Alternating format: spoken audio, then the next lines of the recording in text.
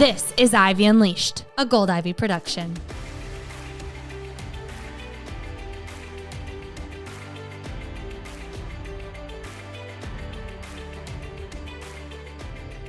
Welcome back to Ivy Unleashed. Today is such an important day for you, for us, for the world to have access to Pastor Joe. Welcome to Ivy Unleashed. Oh, thank you so much for having me. This is so cool. I'm really excited to get to connect and talk to your audience today and maybe share a story that might touch people or connect with someone.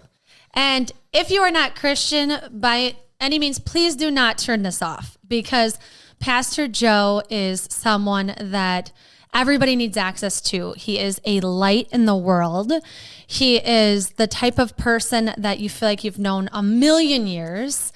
He joined our church a few years ago, and Justin had been going there for over 5 years by that point.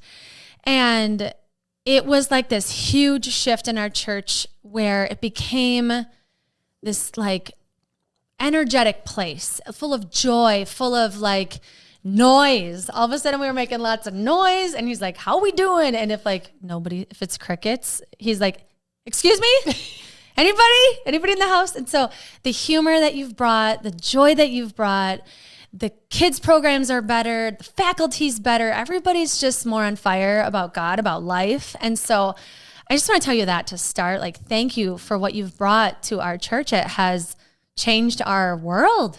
Wow. Well, thank you. That's encouraging, because we want to make a difference, and we want to be real, and we want to laugh and have a good time. And a real key part for us is that we have a vision that we want to help everyone experience grace. And that means that's not just the people inside the walls, that's actually out in our community. And so if we're not loving and leading our cities in a powerful way, if we were to close the doors and nobody outside the church cared, we're missing the mark. And so that's a driving force. I'm glad to hear that. The staff will be happy to hear that things are going well, that what we're trying to accomplish is actually happening. And you're a big part of that. You and your family are a big part of that. And so it's a huge honor to get to be on your podcast and talk to people that I normally wouldn't talk to. But again, please don't turn off if you're not Christian, because guess what? I wasn't always Christian either. And so we're going to get real and raw, and we're going to talk about real stuff. And this is going to be confessions of a pastor, and this may be different than what you're used to. So I'm excited. Where do you want to go with this? Yeah, well, the reason you're here, though, is because you gave a sermon a couple months ago. And I messaged Brooke. I'm like, I did something weird today. Because like when you want to talk to your pastor, when you're a part of a big church, it's kind of awkward, because you gave this sermon, and the sermon was like, what's God calling you? What's on your heart? And that's something Brooke and I say a lot, is like, if something is calling you, call it what you want. Call it God, call it the universe, call it your thing. But like, we believe that God's putting on your heart for a reason. And your sermon was saying like, don't back down. Don't be afraid today. Like, have the courage and do the thing. In my mind, the thing was talk to Pastor Joe. And I was like, it was just called. And then what's awkward about it is when you're done with church and there's a lot of people that go there, a lot of people also want to talk to Pastor Joe. And you stand there and you don't want to be like weird on your phone. But then you don't know what to do with your hands, and you're just waiting, but then you don't know where to look while you're waiting. It's so awkward. So finally someone's like, are you trying to talk to Pastor Joe? And I was like, yep. And so then we talked about the podcast, and because you've had a health journey that we want to get into. But let's start back to before you became a pastor, because you weren't always wanting to be a pastor. You were on track to be a pharmacist. Right. So take us back to what shifted. Well, I tell people that I was the biggest drug dealer in the state of Louisiana. That's my background. And that's fun to say in church, because you see people go, oh my gosh, what have we come to? And then other people look at each other and they're like, oh, it's going to be church today, right? And then they find out that I actually went to pharmacy school. So I went to pharmacy school because my dad lost his job when I was 13. And my dad wanted to be a pharmacist because he thought great job security, but he didn't have the grades to get in the program. So he compelled my sister and I both to go to pharmacy school, which is hilarious because neither one of us finished pharmacy school. We both went all the way to the very last semester. My sister got into medical school, and she's a doctor today. And I became a pastor, and my parents were shocked when I walked away from pharmacy. They were like, son, you don't take the drugs, okay? Like God couldn't let you finish, before this was done. But what happened was I had a radical encounter that changed my life. I don't know, maybe you guys feel like this, but I was in a place where I knew this wasn't what I was supposed to be doing. Wasn't bad. I mean, it was good. Economically, would have been a fantastic career. Provide for your family, work a clear job. When you're there, you're there. When you're not, you do other stuff. Yeah. And what happened was I got tricked to go on a mission trip. By the way, that happens sometimes, and I wouldn't highly recommend that if you're Christian, that you trick your friends. But my friend Brian Dietzel tricked me into going on a mission trip. And so he said, listen, over spring break, Mardi Gras in Louisiana, we throw down, just saying. And and he said, we're going to Mexico. And I was like, woo, Mexico. And I got my Dos Equis t-shirt on. I was ready to go, man. Cervezas, baby. And the church van pulled up. And the dorms were closed. I mean, I had nowhere to go. So I had to get in this church van, and I was only mad for, 100 miles.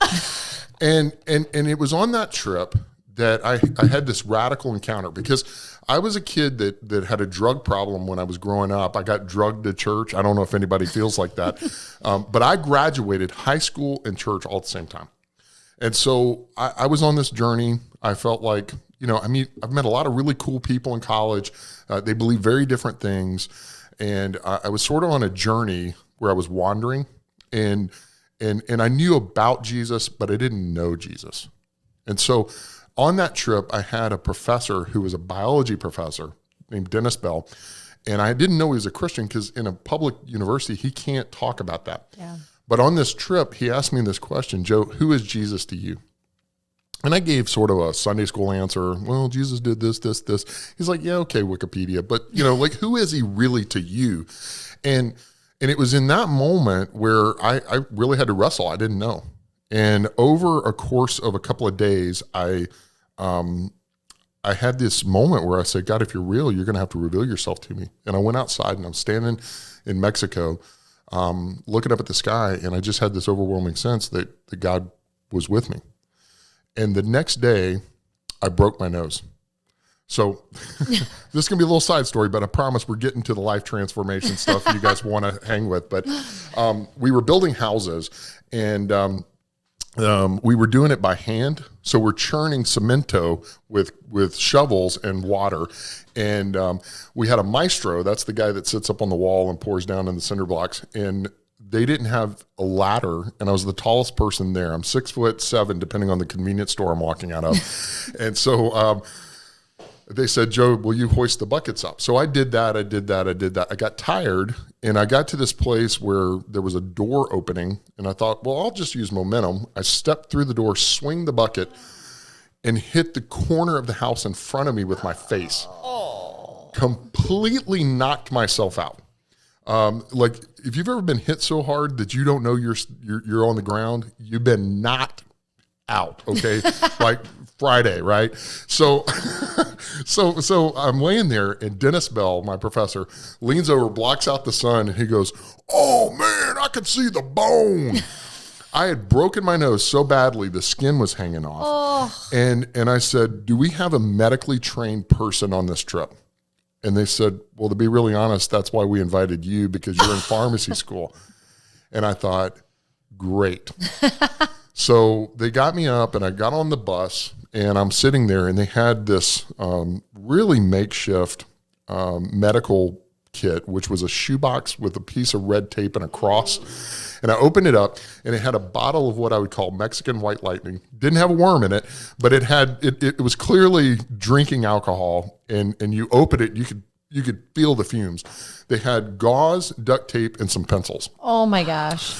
So I thought, I've seen MacGyver. I can do this. So I break the pencils down, wrap them in gauze, shove 2 up my nose after I reset my nose, put gauze on the outside, and duct taped the whole thing down. Do we have a picture of this? I wish I had a picture of that. I mean, that's kind of pre-cell phone. Yeah, that's true. Yes, I'm that old. It was a couple of years ago, right? It's been a minute.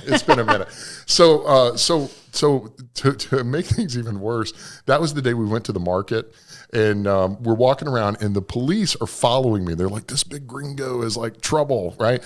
And we're walking through the market, and this guy pops a switchblade in my face. I'm like, are you kidding me? I lost a fight with a house, and now I'm going to die in the streets of Mexico. And he says, hey, man, I sell you a switchblade. You F up the man who mess up your nose. and I just died laughing, which it hurt. And so we get through that, and that night, I had another radical encounter that I didn't expect. I grew up in a church where there would be 300 people, and we'd pray for 20, pray for my aunt, she's got a bad hip, and that kind of a thing. Yeah. And we went to a church with 25 people, and they prayed for 300. They were praying for everybody down the street, praying for the guy that had the addiction, the alcohol addiction. His kids are on the street, they're struggling, and they asked if they could pray for me. And I said, sure.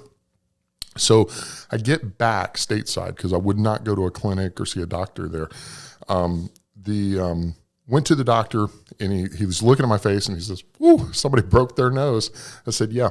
And he begins to unwrap it, and he stands back, and he looks, and I said, "What's wrong?" And he said, "I can't explain this, but there is evidence all around your eyes that you broke your nose, but your nose is perfectly healed.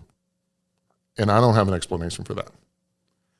And I didn't have an explanation for that. And what happened next was I went to a Bible study on the second floor of my dorm because I wanted to know about this guy that did stuff that I'd heard about in the Bible, but didn't think it really happened. And so I don't want you to think I'm like this holy roller and all that. But I just had an encounter. I can't explain it, but it happened. Mm-hmm. The more miraculous part of the story is not that my nose was healed. The more miraculous part was that I can't tell you if I was an alcoholic, but I can tell you that alcoholism runs in my family.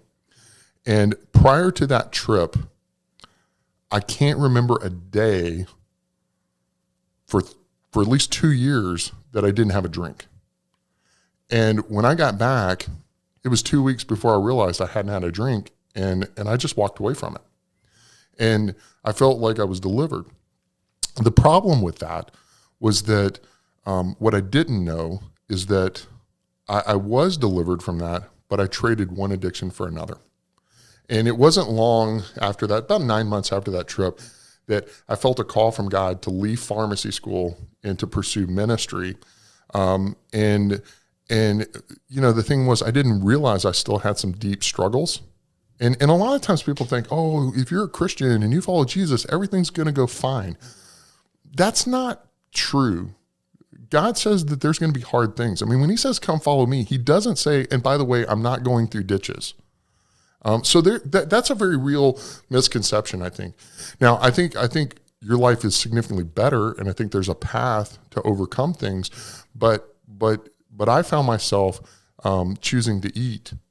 And by the way, in the church world, there's very few people who will ever call you out on that. If I drank as much as I ate, I would not have a job in ministry. But I didn't get called out on it, and I would work on it. I think people knew I would walk, I would exercise, I would try to eat different things. I did every diet you can imagine and never had any progress in that. And I constantly felt like a failure. And I don't know about you guys, but if you're heavy, like if you're overweight or you're obese or you're morbidly obese like I was, there's this conception that people who struggle with addiction or people who struggle with their weight or some aspect of their life that's really out of balance, a lot of times people just think that they're lazy or not successful, and that's simply just not true. I've experienced a lot of success with a lot of weight. I've been able to start a church from scratch that started 10 churches. It was one of the top 100 fastest growing churches in the country. At Grace, we've experienced right before the pandemic, we were the 23rd fastest growing church in the country. I was a John Maxwell transformational leader, recognized in the nation. I'm working on my doctorate. All sorts of things, successes. Yet, just because you're not successful in every aspect of your life doesn't mean that you're not successful. It just means that you're facing a challenge that you haven't found success in that area yet. And I think we all have that. So as you're thinking through today, maybe this isn't about weight for you, but maybe it's about a weight that you carry in another aspect of your life. Because I find in recovery that everybody struggles, but our drug of choice is different. And for me, I discovered that my drug of choice was food, because, like you said, food is medicine. But do you know, like the thing I learned in pharmacy school is that the number one prescriber of medicine are not doctors. It's actually the people who self-prescribe and take over-the-counter medications, choose to drink the coffee that has caffeine that is a drug. We choose the food that we eat. All of that affects our body chemistry. And so the number one prescriber is actually us, which tells me that we're in the driver's seat, even if we don't recognize that we're in the driver's seat. And the good news is, no matter where you are, I think that you're just one or two decisions or one or two critical conversations away from experiencing a real significant life change. And so up to speed, I'm the lead pastor of Grace Fellowship in Brooklyn Park, Minnesota, and websites, findgrace.com. So if you ever want to connect, you can connect anywhere in the world to what we're doing. And we want to connect with you because what we want to do is help people experience grace. And I believe that part of experiencing grace is finding freedom from the addictions and the challenges and the things that are holding us back. And so that's a big part of my story. And so God moved me from being the biggest drug dealer to in the state of Louisiana to being one of the biggest pastors in whatever city or state I was in, to now, as of today, I am 100.4 pounds down since October. Wow. And so at the time of this, in less than 90 days, I've been able to experience an over 100-pound weight loss. And I'll tell you, I wouldn't have done this podcast on video because I didn't feel confident just sitting because I was like protruding and coming out, and that super self-conscious and of that. But that's a little bit of my story and where I'm at. Oh, thank you for sharing. There's so much we could unpack from that. But I think just from the last thing you said with confidence, it's so interesting because you are kind of the opposite of what you would expect. Like, you are very confident. It seems from the outside, you deliver powerful messages and have had, like you said, the success that we all see and have experienced with you as our pastor. And, I wonder what that's like to be in front of people when you're struggling, when what you struggle with is so visible, right? Because what I struggle with isn't very visible, and we all have struggles that you assume everybody's fine, but we're not. Like you said, we are all struggling with something. So what's that like, one, to be in front of people when you're insecure about your weight, and then have this health journey and losing weight in front of everybody so visibly? Well, in a lot of ways, I thank God that the struggle that I have, my primary struggle, and by the way, we all have struggles, is something that is visible. It's funny. I lied to myself along the way and I thought, oh no, I'm having success. It doesn't really matter that I'm overweight. But what I didn't realize was that I was limiting who I could connect with, and I was creating a barrier in that. Now, what's really challenging is that, I don't think it's any surprise. I mean, we've seen some pretty big moral failures that have happened in ministry. And that's always so damaging to the capital C church because we see these people that are succeeding or in the public limelight, and then they fall, and then they think, oh man, that's a lot of pastors. And it's not necessarily a lot of pastors, because there's a lot of really high quality pastors that I know around the country that you'd never hear of, but they're doing amazing things and impacting communities and changing lives. But when you look at the data, pastors struggle just like everyone else. And I'm thankful that I wear my challenge because I have outward accountability. I really worry about the people who have the things they struggle with that nobody can see. Like what's going on in their mind? What are they looking at on their computers when nobody's around? What are the things that they say to their family when nobody's around?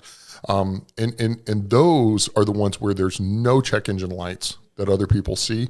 And so what happens is it can go so far that you cross a threshold where it's too much. Like, for instance, there's a pastor named Wayne Cordero, who's a pastor in Hawaii. Yeah, I know that's a really tough gig, but it is actually, because he's on an island and doing really big and great things. But he would describe your life like a cup, except the cup has a hole in the bottom and it's always leaking. And we have something that needs to fill it up so that it stays full. And he says there's 3 stages of what happens, because he had a burnout moment. He was preaching 5 or 6 times in a weekend.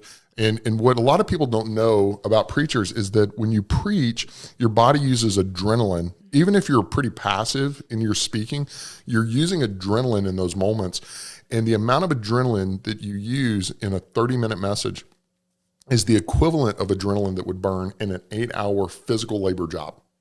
So he's going 5, 6 times in a weekend. Wow. And burning up this adrenaline. What happens is when you burn adrenaline, your body depletes serotonin. And the problem is that doesn't replenish quickly. It's very slow. So he just hit a burnout moment. And what he said was that when you look at the cup, when the cup's totally full, you're in the dream zone. And that's when mountaintop experience, you're thinking great ideas, like next level kind of stuff, the stuff you guys talk about all the time in your podcast. But then when it goes down, you get in the drain zone. And the drain zone is where you go, oh, like people say, hey, how you doing? Fine. Total lie. But. What is fine? Yeah. Freaked out, insecure, neurotic, and expending energy at all costs. Of course you have an acronym. Yeah. So what happens in the drain zone is that you start saying things like, well, I'll sleep when I die. I said that for years. Like tomorrow will be better. All I need is a little break. I'm not sure when that is, but that's all I really need. And you start to cut corners and not take care of yourself. And by the way, self-care is critical. I like a lot of pastors and a lot of moms and a lot of dads and there's a lot of people, even owners of businesses. A lot of people don't realize this. They're so incredibly selfless that they focus on everybody else before themselves, but they are killing themselves, and it is killing the health and benefit that everyone else has. So here's the point. When you focus on self-care and improve yourself, everybody you touch, meet, or influence is immediately the beneficiary of the new and improved you. That's so powerful coming from a pastor, because you'd think in a church that you just preach, be selfless, and it's selfish to not take care of you. Well, yeah. I mean, think about it. If you're on an airplane and everything drops, they say, listen, even to a mom that's got a little kid, put it on your face first and then put it on your kid, right? And that seems so backwards. But if you take care of everybody else around you and you go down, then they're going to mourn that loss. And it didn't have to happen. So he says, listen, in that drain zone, that's where we start to cut the corners. But if you get in that bottom 20%, that's the danger zone. And I will tell you that I think that if you read the media or the news or whatever it is that we focus on, and we see these burnout moments, these moral failures, people flame out, I will bet you dollars to donuts that they were in the danger zone. They were just at the bottom. And there wasn't enough going in to fill them up, but they had this slow leak. And they were just going down, and nobody saw it.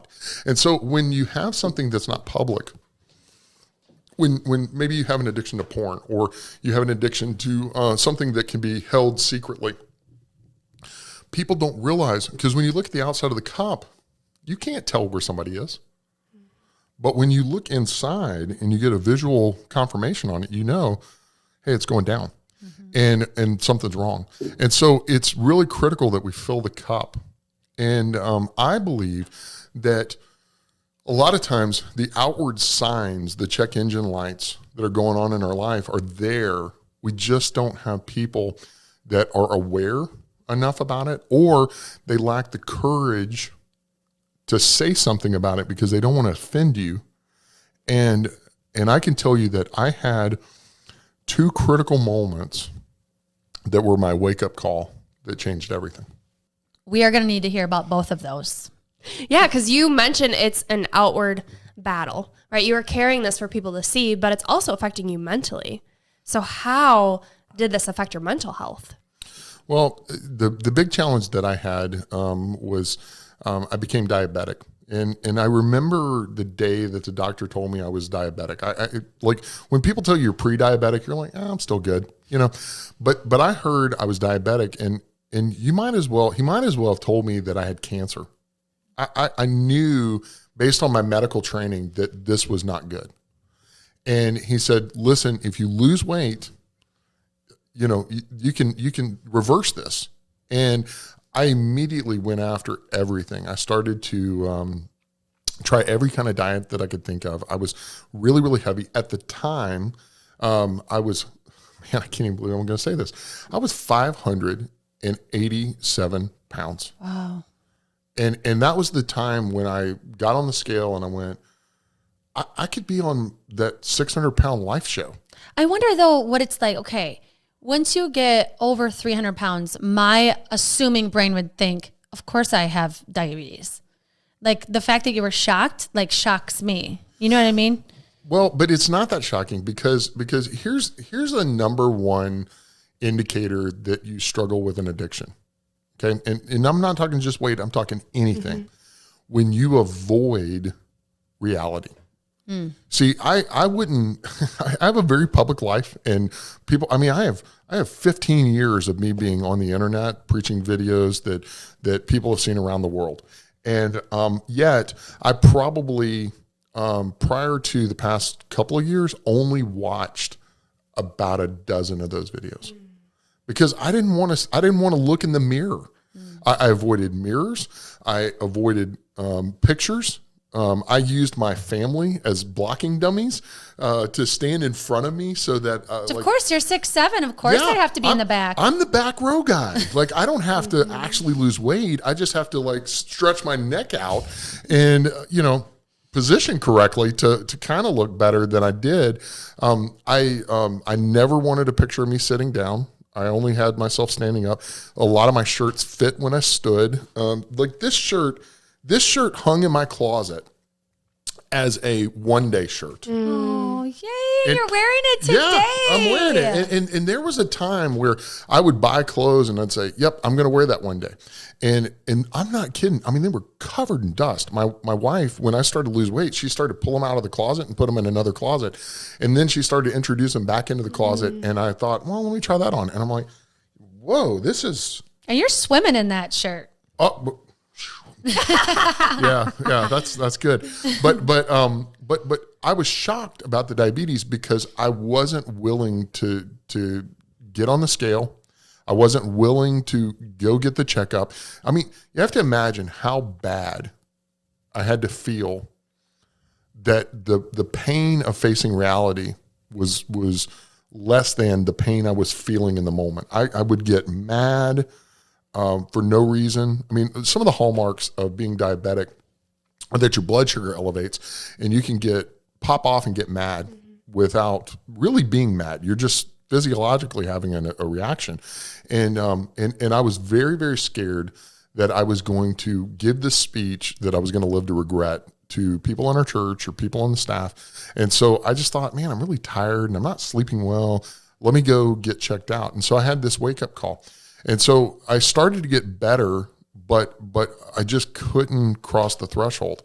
And what was so startling was that I've been battling this for years and years, and they would slowly increase the metformin and the things I would take. And there's a point where you start insulin, and they say once you start insulin, you really, the chance of you losing weight is very, very low. It's very hard when you go to insulin.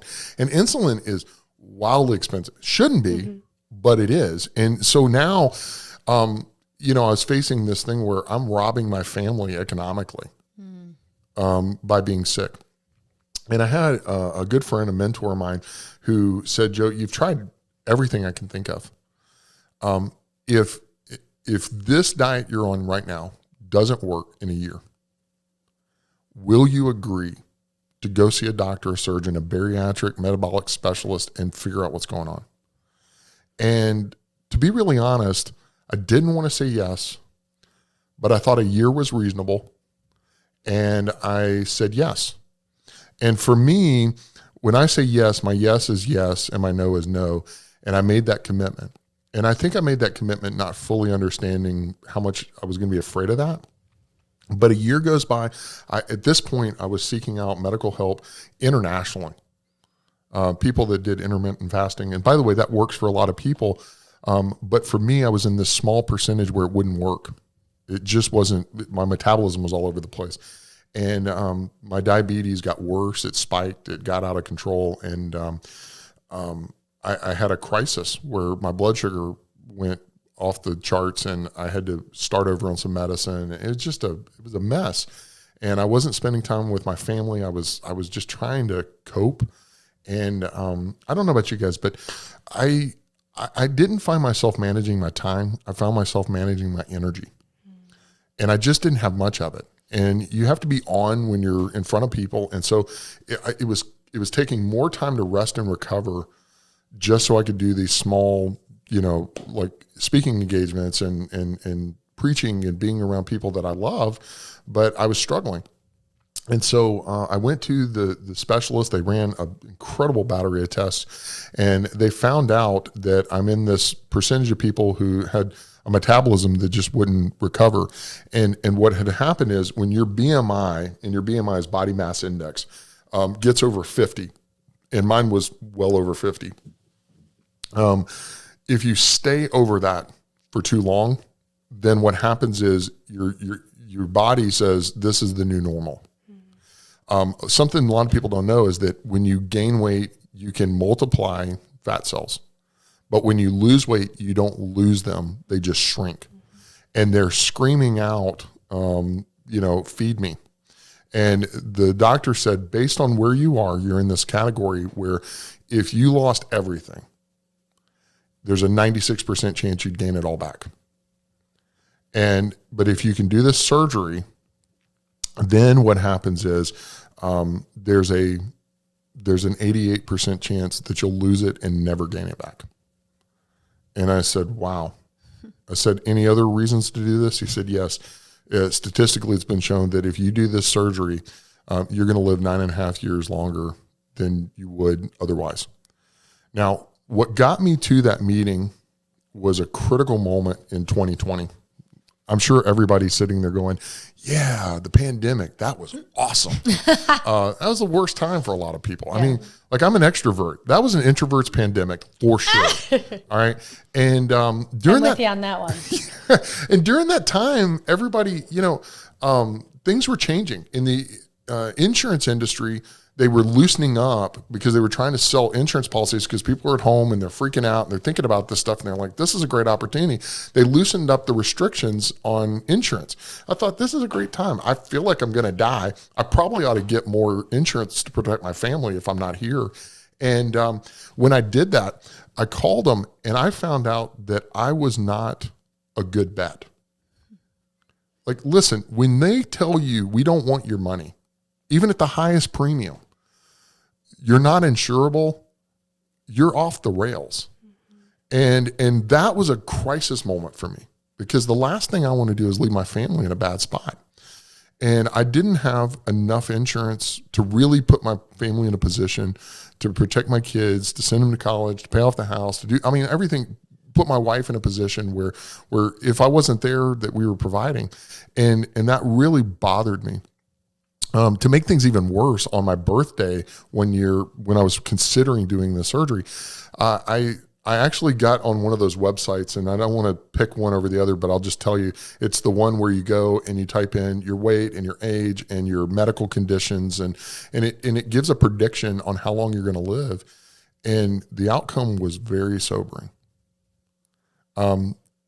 A third reason why I did it was because we foster and adopt kids, and all of the kids in my family are adopted. And we realized we were going to adopt a little girl who's 5 and a little boy who's 9, their brother and sister. and I call her baby girl. I can't say her name publicly because they're not fully adopted yet, but they will be. And the thought of not being able to walk down the aisle with baby girl someday when she gets married was so compelling to me. And I think that if you're a selfless person, the motivation you need to make the change often is not that you want to look good in jeans or you're vain or, whatever. It often, if you're selfless, it has to be that you're not living for you, you're living for someone else. And that was it. I wanted to live for my family. I wanted to walk my little girl down the aisle. I wanted to get insurance to protect my family in the event that I was to go away early. And that was it. That was my why. Now I think everybody needs a why. And here's the thing, until you can say yes to something bigger, you'll never say no to your current situation. Say that again. Until you say yes to something bigger, you will not say no to your current situation. Because we all have habits that we do. If you don't believe me, drive to work tomorrow in a different direction. And if you'll do that for a week, there's going to be a point in that week where you're unconsciously going to go back to doing what you were doing. Like I unconsciously, my pathway to work always involved a stop at McDonald's.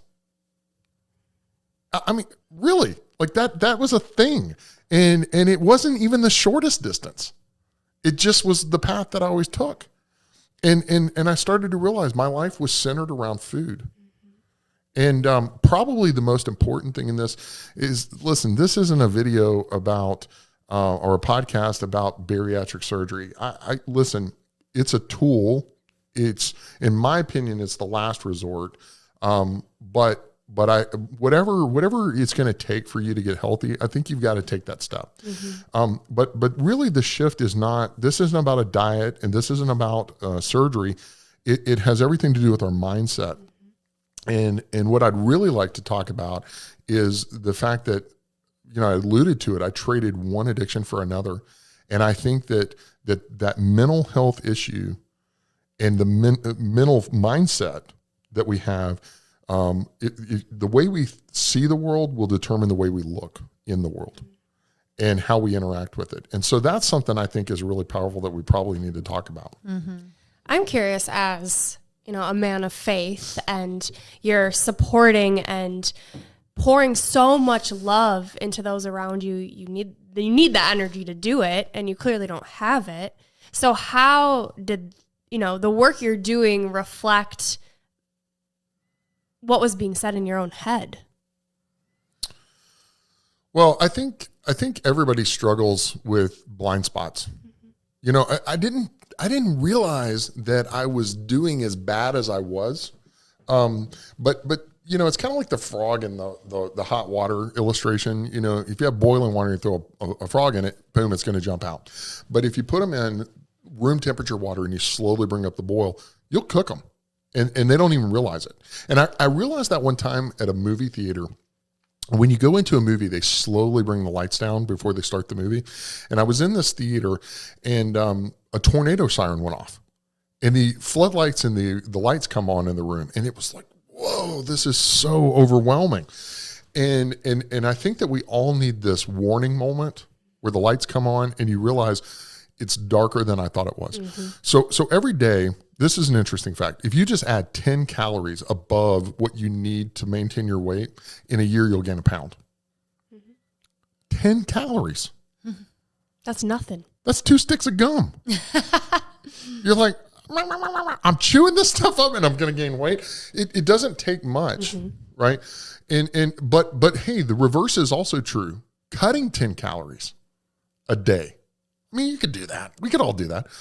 We'll drop a calorie. That's why they say whenever you drink a Coke a day, you'll gain 10 pounds in a year.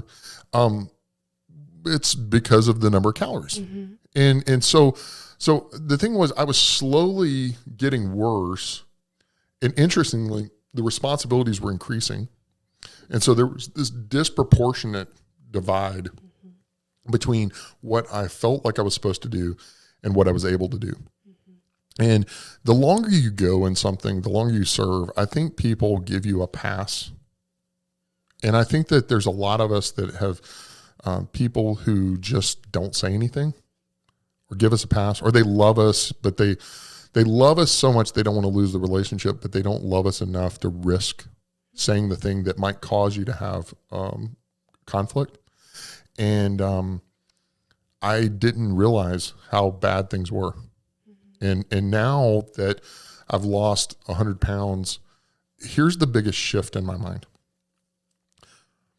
Before, as I was gaining all this weight, and by the way, I'm not like 100 pounds from 587. I actually lost the 87 pounds before I got to Minnesota. But then now I've lost another 100 pounds. So 187 pounds down from my highest height is where I'm at today.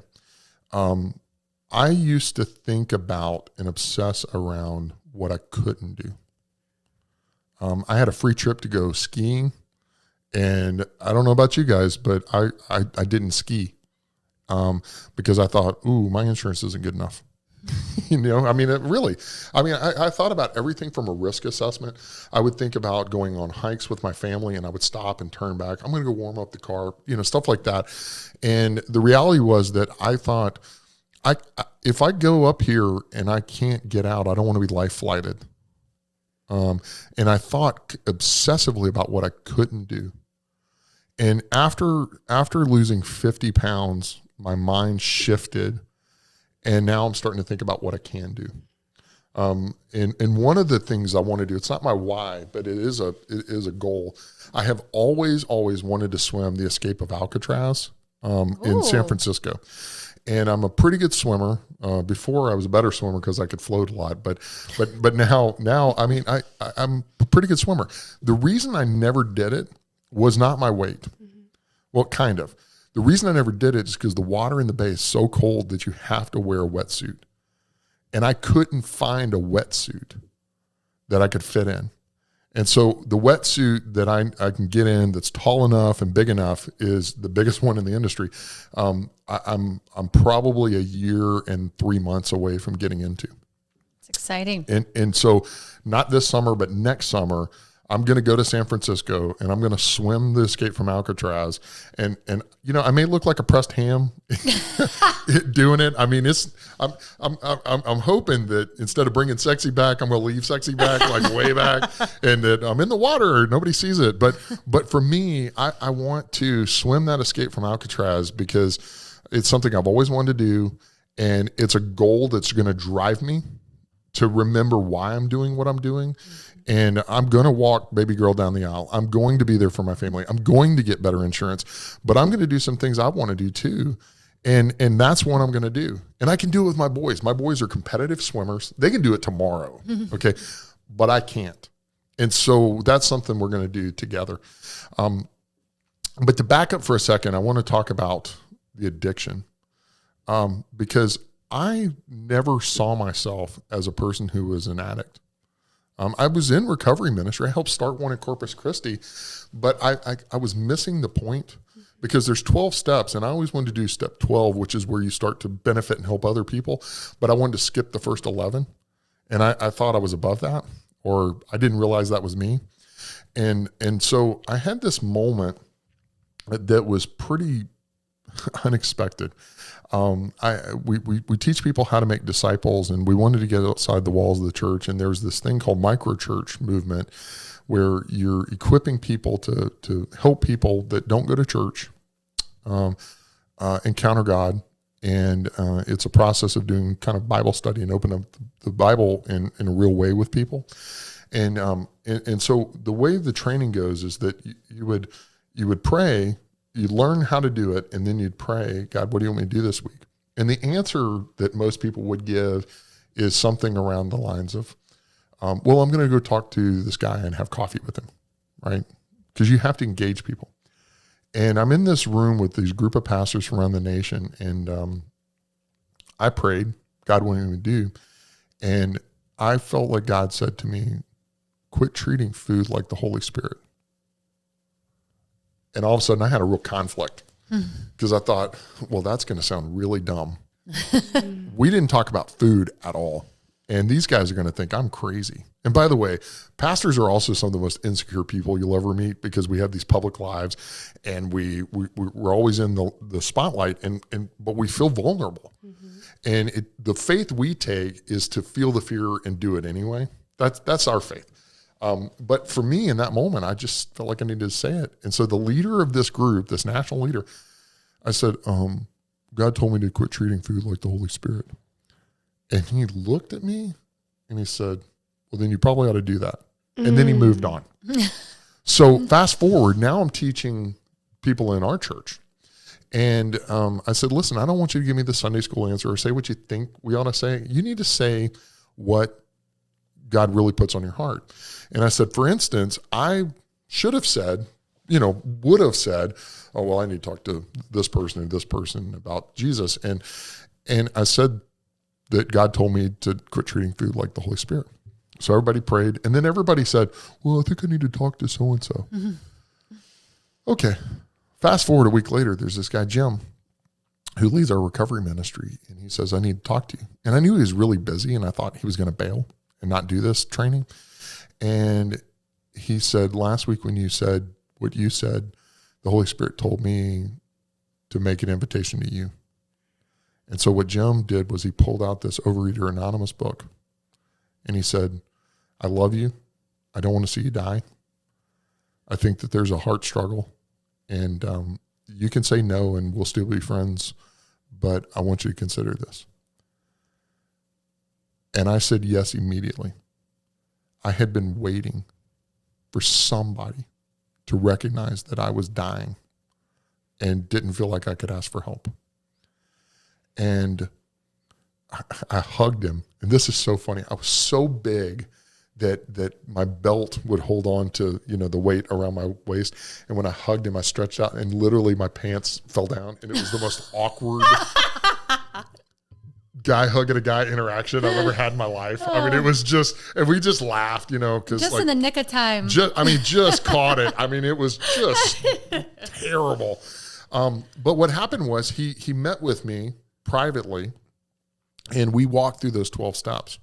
Now, step one, I thought I got it in the bag. Clearly I've got a problem. I get on the scale. I see myself now. I know I've got a problem. And knowing you have a problem is not the same as accomplishing step one. Step one is that I am powerless to change and need the help of a higher power. And I believe the higher power is God. I believe that.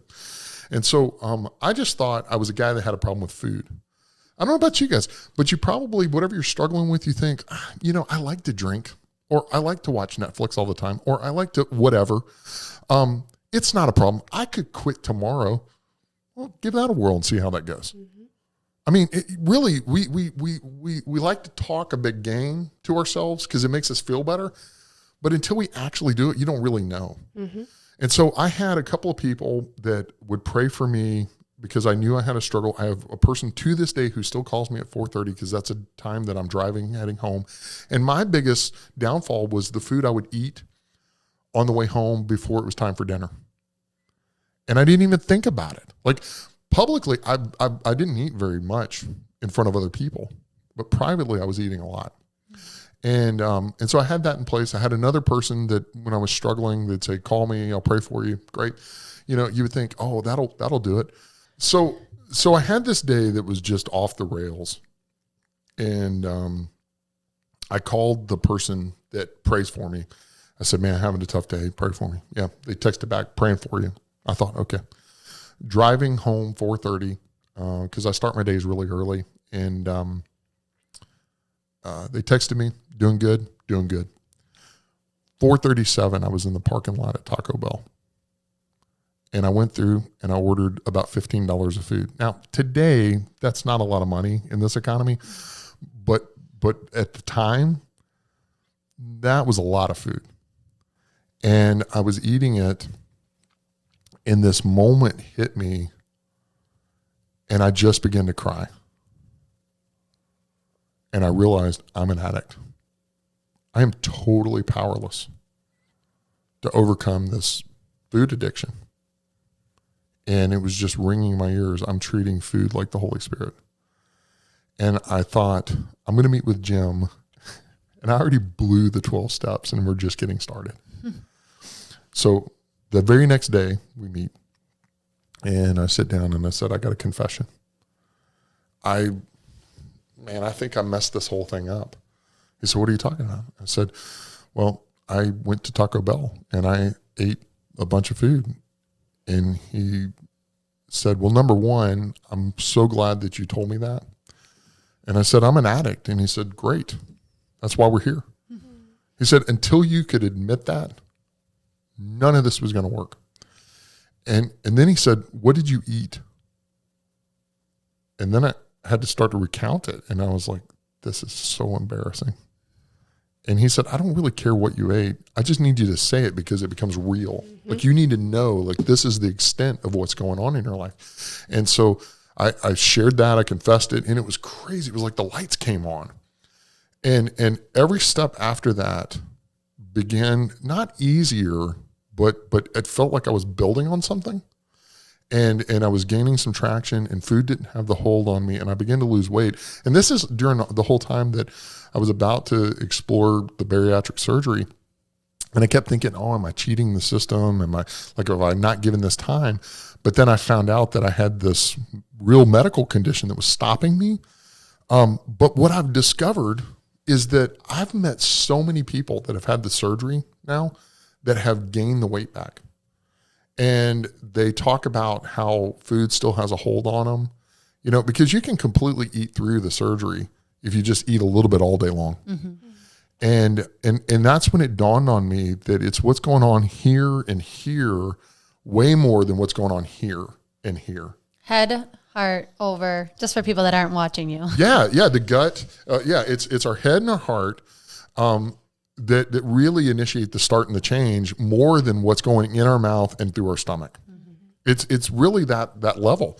And so for me, I went on a 12-step and I completed that. And one of the most significant things is now I'm starting to work with other people that need to take the 12 steps. And my greatest desire is to work with pastors because so few pastors actually take 12 steps because we live public lives and we don't want people to know. And I would do it on Zoom or anything with anybody that wanted to take the journey because I know that somebody did that for me and it changed me. But as I've talked to other people I've helped, here's a phenomenon that's stood out to me. You do Weight Watchers, you do any kind of program that has some guidance to it. I say name one person who hasn't gone on to be a facilitator or leader in that method that has lost the weight and maintained it. Mm-hmm. And people stop and they think, they're like, well, I've quit and joined Weight Watchers or whatever the program is 5 or 6 times. And now I think about it, the only people I consistently see are the ones that are teaching and leading it. And see, that's the key. You have to follow somebody who's been where you are, but is ahead of you. This mutual, like, hey, we're both overweight, or we're both struggling with this thing, or hey, we both need to stop drinking, or we both need to start our New Year's resolution, which we're going to quit February 1st. When neither of us have experienced the success of overcoming it, it's easy for us to bail on each other, not because we don't care, but because we're trying and we're not training. And there's a difference. Mm-hmm. The way you train is you get a coach or a mentor or a leader that's done what you're trying to do, that knows the path, because you can leave out one ingredient in a cake and it's as hard as a brick. And the same thing is true in your weight loss journey or your coaching journey, or whatever you're trying to do. If you miss a key ingredient, then you're going to bomb. And we need people that have gone ahead of us. That's why I think Jesus says, follow me. He knows the way. And then pastors and leaders and any Christian, our goal is to follow Jesus and then encourage others to follow us. Not that we're perfect, but we're on the path. Mm-hmm. And so for me, that was really a critical moment where I began to wake up and realize that I needed to change here in my head and my heart if I was going to have a change in my body. And now I'm experiencing this change in my body, and it's making it easier for me to live out the dream zone level of my life in my head and my heart. And I've shifted from thinking about what I can't do to now start believing there's a lot that I can do. And so that's been a big part of my journey.